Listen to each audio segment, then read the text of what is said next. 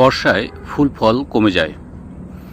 আর এই ফুল ফল কমে যাওয়ার ফলে যে ঘটনাটি ঘটে সেটা হচ্ছে পাখিদের খাদ্য সংকট সৃষ্টি হয়। ফলে খাদ্য সংকটে ভোগে বিভিন্ন প্রকার পাখি। যার কারণে আমি প্রতি বছর আমার বাগানের বিভিন্ন স্থানে কলা রেখে দিই।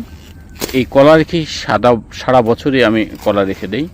তো এবছর যেটা করেছিলাম সেটা হচ্ছে এই সবজি কলা রেখেছি। এখানে এই মুহূর্তে এক ছড়াই ভালো কলা আছে, এর বেশি নাই।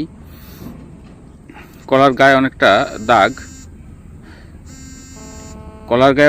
দাগ, যার কারণে এর বাজার মূল্য কম হবে এবং পাখিদের কথা চিন্তা করেই এই কলা রেখে দেই। কিন্তু আশ্চর্যের ব্যাপার হচ্ছে কারা যেন এখান থেকে কলাগুলো আস্তে আস্তে খেয়ে নিচ্ছে। দেখেন, এ হচ্ছে মানুষ পাখি। এখন বাধ্য হয়েই এই কলা কেটে নিয়ে যাব। তো আপনাদের কাছে একটু অনুরোধ, আপনারা যারা পরিত্যক্ত বাগান আছে সেখানে কিছু ফলের গাছ লাগাবেন, যাতে বর্ষাকালে বা অন্যান্য সময় পাখিগুলো যেন খাবার পায়। এমনি যেহেতু মানুষের বংশবৃদ্ধির কারণে বিভিন্ন বাগান উজাড় হয়ে যাচ্ছে, পশু পাখি তাদের খাবার পাচ্ছে না। তো এই খাবারের জন্য তাদের বংশ হুমকির সম্মুখীন, তাদের অস্তিত্ব এখন নষ্ট হয়ে যাচ্ছে, বিলীন হয়ে যাচ্ছে।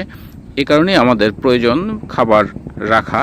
তো আমরা সেক্ষেত্রে একটু যদি সচেতন হই, কিছু পাখিদের জন্য কিছু খাবার রাখি, তাহলে কিন্তু সেটা ভালোই হয়। খুব যে আমাদের আর্থিক অসঙ্গতি হবে তা কিন্তু নয়।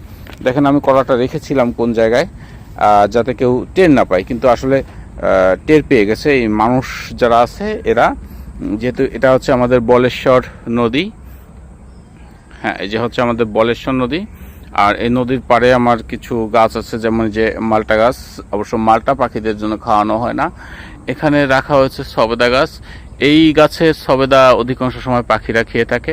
এই যে পেয়ারা গাছ, হ্যাঁ, আবার যে কলা দেখছেন, এই যে কলা, আরও কলা হয়েছে, কয়েক প্রজাতির কলা জাত এখানে আমি সংরক্ষিত রেখেছি।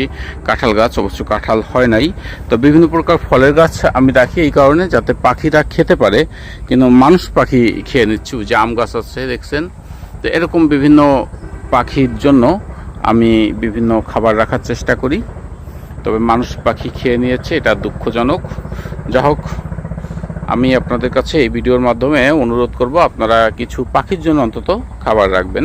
সবাই সুস্থ থাকবেন, ভালো থাকবেন।